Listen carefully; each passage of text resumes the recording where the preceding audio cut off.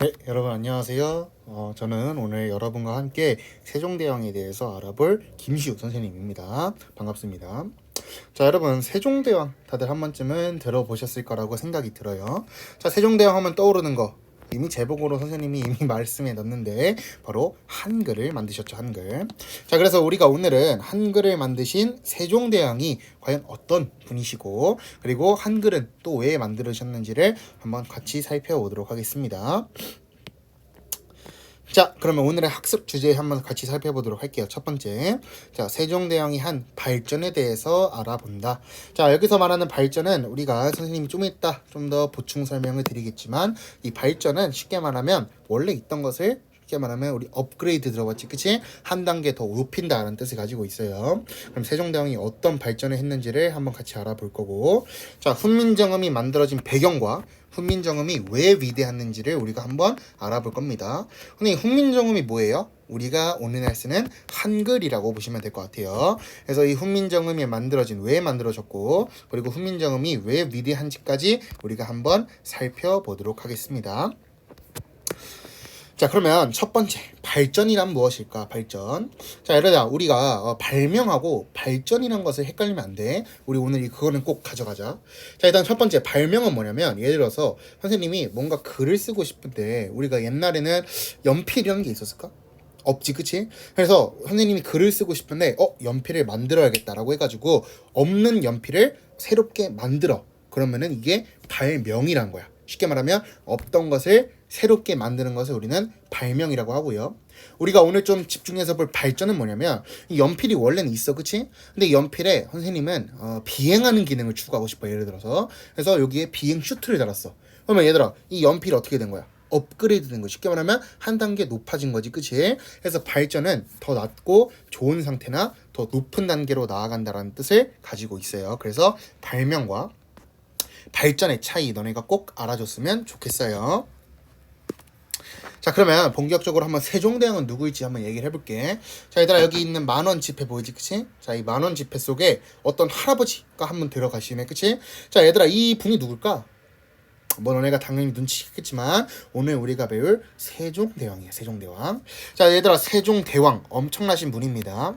얘들아 우리가 얼마 전에 너네 알진 모르겠지만 너네 BTS 알지? 방탄소년단. 자, 이 방탄소년단이 광화문에서 공연을 했는데 자, 여기 뒤에 있는 게 바로 광화문이에요. 광화문에 이 세종대왕 동상이 떡하니 있습니다.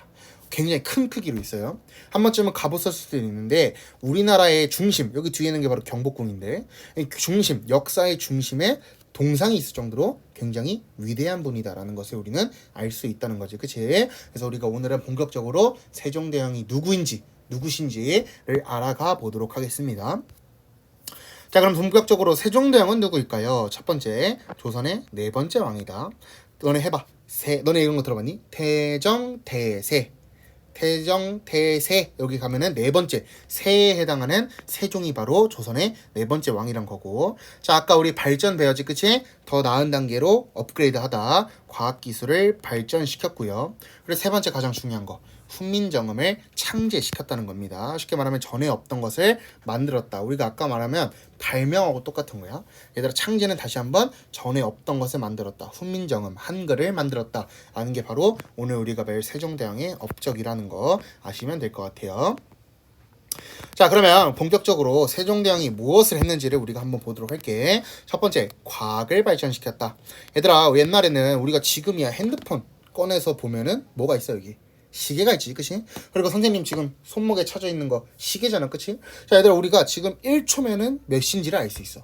얘들아 근데 옛날에는 막 선생님이 여기 차고 있는 애플워치나 아니면 핸드폰 이런 게 있었니? 없잖아, 그치? 그러면 시계도 있었을까? 없었단 말이야, 그치? 자, 그래서 이 시간을 알기가 굉장히 애매해가지고 세종대왕이 이 발전시켰는데 바로 과학기술을 발전시켰는데 뭘 만들었냐? 바로 앙부일구, 쉽게 말하면 해시계라는 것을 만들었어요. 그래서 이 해 위치를 두고 지금이 몇 시인지를 관측, 쉽게 말하면 측정하는 게 바로 앙부일구 해시계였다는 거고. 자, 두 번째 비의 양. 얘들아 중요할까 안 중요할까? 중요하지. 왜? 옛날에는 농사 지었잖아, 그치? 그래서 치국이 비의 양을 측정하는 기구인 측우기를 만들었고, 자 그리고 시계를 한 단계 더 발전시켜요. 업그레이드 시켜요. 바로 자경로인데 쉽게 말하면 오늘로 치면 알람 같은 겁니다. 그래서 일정한 시간에 울려. 그러면은 지금이 몇 시구나라는 것을 알 수 있는 게 바로 자경로다라는 것을 우리가 알아가시면 될 것 같습니다. 자 그럼 이제 본격적으로 훈민정음은 과연 무엇일지를 한번 살펴보도록 할게요. 자 훈민정음은 어떤 뜻을 가지고 있냐면 백성을 가르치는 바른 소리라는 것을 가지고 있어요. 다시 한번 백성을 가르치는 바른 소리란 뜻이 바로 훈민정음입니다. 자 그럼 훈민정음은 언제 만들었냐? 1443년에 훈민정음이 창제, 얘들 아까 창제 뭐라고 했지? 만들었다 라는 거고, 그래서 이 1443년에 훈민정음을 세종대왕이 딱 만들었고요. 자 그러면 이 백성들한테 훈민정음 보여줘야 돼, 안 보여줘야 돼? 보여줘야겠지, 그치? 그래서 1446년에 훈민정음을 세상에 반포한다. 선생님 반포가 뭐예요? 반포는 세상에 알리다라는 뜻을 가지고 있어요. 그래서 1443년에 훈민정음을 만들었고, 이 훈민정음을 세상에 공개한 게 바로 1446년이다라는 것을 우리가 알고 계시면 될 것 같습니다. 자 그러면 도대체 이 세종대왕이 왜 훈민정음을 만들었는지를 우리가 알아야겠지, 그치? 첫 번째, 일단 백성들이 글자를 몰라. 얘들아 너네 글자를 모르면은 안 좋은 게 뭐가 있을까? 일단 첫 번째, 지금 선생님이 수업하는 이 앞에 있는 자료들 볼 수 있을까? 읽을 수 있을까? 이해할 수 있을까? 못하겠지, 그치? 자 그리고 또 너네 교과서 펴봐. 내가 글자를 몰라. 그럼 교과서를 볼 수가 있어?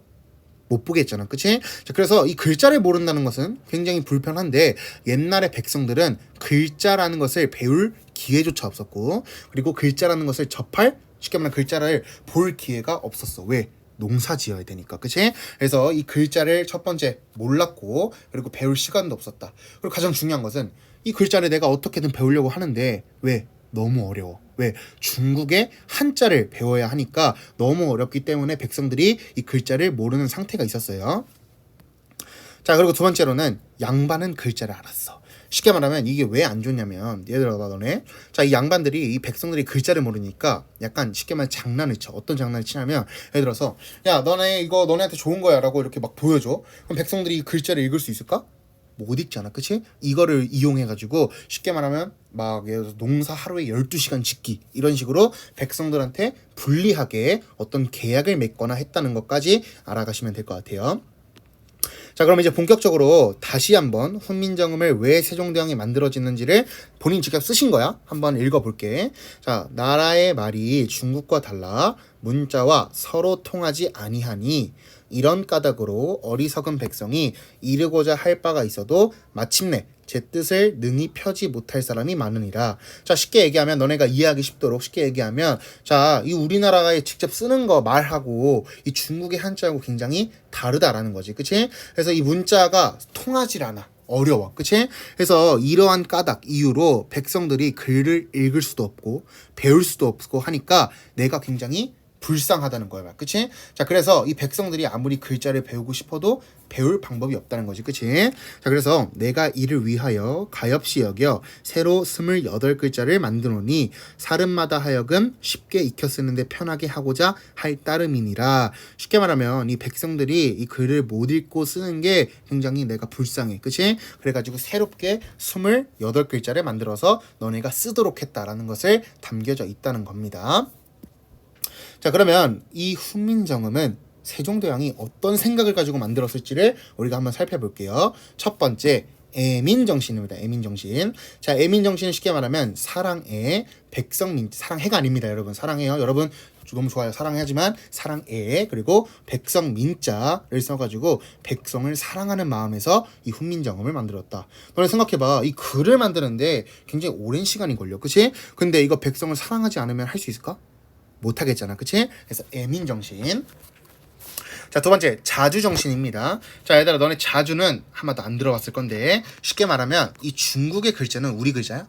아니지, 그치? 그래서 우리만의 글자 한글을 만들자라는 정신에서 이 세종대왕이 훈민정음을 만들었다라고 생각하시면 될 것 같아요. 자 그리고 마지막 세 번째는 실용정신입니다. 우리 중국의 글자는 너무 어려워가지고 백성들이 쓸 수도 읽을 수도 없어. 그래서 백성들이 진짜 읽고 쓸 수 있는 글자를 만들자. 그게 바로 한글. 그래서 실제로 쓴다는 정신에서 나와가지고 실용정신을 갖고 있다. 그래서 다시 한번 애민정신, 자주정신, 실용정신을 통해서 이 훈민정음을 세종대왕이 어떤 정신을 통해서 만들었는지를 알 수가 있습니다. 자, 그러면 우리 훈민정음이 어떻게 만들어졌는지를 한번 살펴보도록 할게요. 자, 첫 번째는요, 상형의 원리입니다. 상형의 원리. 자, 물체의 모양을 보고 만들었다. 자, 가장 대표적인 이유는 첫 번째 보면은 기역은 어떻게 만들었냐면, 기역할 때 이 목구멍이 혀가 말리는 모습. 그래서 뿌리가 혀가 목구멍을 막는 모습을 보고 기역을 만들었고요. 자, 니은 해봐. 니은. 혀가 위로 올라가지. 그치? 그래서 혀가 약간 이런 식으로 돼 있으니까 니은을 이렇게 만들었고, 자, 미음 할 때 이 입구가 닫히잖아. 그치? 그래서 이 모양들을 보고 상형의 원리를 통해서 글자를 만들었다는 겁니다. 자, 두 번째는 가획의 원리입니다. 가획의 원리. 쉽게 말하면 글자를 추가하다라는 뜻을 갖고 있어요. 자, 얘들아 여기 보시면 기역 봐봐. 기역에 짝대기 하나 추가하면 키역 되지. 니은에 위에 지붕 덮으면 디귿 되지. 미음에 여기 두 개 위에 뿌리만 만들면은 어떻게 비읍 되잖아. 그치? 그래서 기존 기역, 니은, 미음에다가 글자 하나씩을 추가해가지고 키역, 디귿, 비읍을 만들었다라는 것까지 알고 계시면 될 것 같아요. 이게 바로 가획의 원리. 자, 마지막은 합성의 원리입니다. 쉽게 말하면 두 글자를 합쳤다라는 거예요. 자, 가장 기본적으로 우리가 여기 맨 첫 번째 여기에서 살짝 봤어야 됐는데, 하늘, 사람, 땅을 보고 점, 일자, 땅을 만들었는데 이거를 합쳐가지고 오, 아, 우, 어를 만들었다. 쉽게 말하면 두 글자를 합쳤다라는 것을 우리가 알 수 있습니다. 자, 그래서 훈민정음은 첫 번째 상형의 원리, 물체를 보고 만드는 상형의 원리. 두 번째 가획의 원리, 글자를 추가하는. 그리고 마지막 세 번째는 합성, 글자를 합치는 합성의 원리까지 우리가 아시면 될 것 같습니다. 자, 그러면 훈민정음 왜 우리가 지금까지 대박, 멋있다, 한 글자 대단해 이럴까를 우리가 한번 알아볼게. 첫 번째는 중국의 글자보다 훨씬 쉽고 배우고 쓰기가 쉽습니다. 그래서 배우기 쉬운 글자라서 이건 굉장히 칭찬해야 된다라는 점이고요. 자, 두 번째는 과학적인 방법. 아까 봤지 우리 기역, 니은, 미음 만들 때 어때? 이 목구멍과 이 목의 원리를 그리고 그거를 관찰해가지고 과학적인 방법으로 만들어졌다라는 거고, 가장 중요한 거 세계 최초로 전 세계 유일하게 훈민정음을 왜 만들었는지, 그리고 어떤 목적으로 만들어졌는지, 그리고 마지막은 어떻게 만들어졌는지를 알 수가 있어요. 우리가 가장 유명한 영어도 이거를 다 알지는 못해. 그래서 한글이 굉장히 위대한 거고, 이를 통해 알 수 있는 것은, 너네 유네스코 세계 기록유산이라고 들어봤니? 이게 쉽게 말하면 전 세계가 한글을 인정해 준 거야. 한글의 위대함을 전 세계가 인정해 준 것을 우리는 이 유네스코 세계 기록유산을 통해서 알 수 있다는 겁니다. 자, 그러면 우리 오늘의 내용을 영상을 통해서 한번 정리해 볼게. 자, 그럼 우리 오늘 한번 퀴즈 풀고 마무리 해보도록 하겠습니다. 첫 번째, 한자는 한글보다 배우기 쉬웠나요? 정답은 X지. 그치? 왜? 백성들이 한자가 너무 어려워서 이를 가볍게, 그러니까 쉽게 말하면 불쌍하게 여겨가지고 세종대왕이 한글을 만들었죠. 자, 두 번째, 훈민정음은 과학적인 방법으로 만들어졌나요? 답은 맞지. 그치? 아까 입의 모양, 목의 모양을 보고 기역, 니은, 미음을 만들었다라는 것을 우리는 알 수 있습니다. 자, 그리고 마지막 세 번째, 훈민정음의 원리 우리 세 가지 있었는데 그중 물체를 보고 만드는 방법, 목의 모양을 보고 만들었던 방법은 뭐였죠? 바로 상형의 원리로 만들었다라는 겁니다. 자, 그래서 우리가 오늘은 조선의 가장 위대한 왕 중에 하나로 뽑히는 세종대왕을 여러분과 함께 같이 봤고요. 한글은 굉장히 위대하지, 그치? 그래서 여러분 한글을 지키고 열심히 쓰고 아주 여러분도 세종대왕의 업적을 친구들에게나 부모님한테 알려주시면 좋을 것 같습니다. 그래서 오늘의 수업은 여기까지 마치도록 할게요.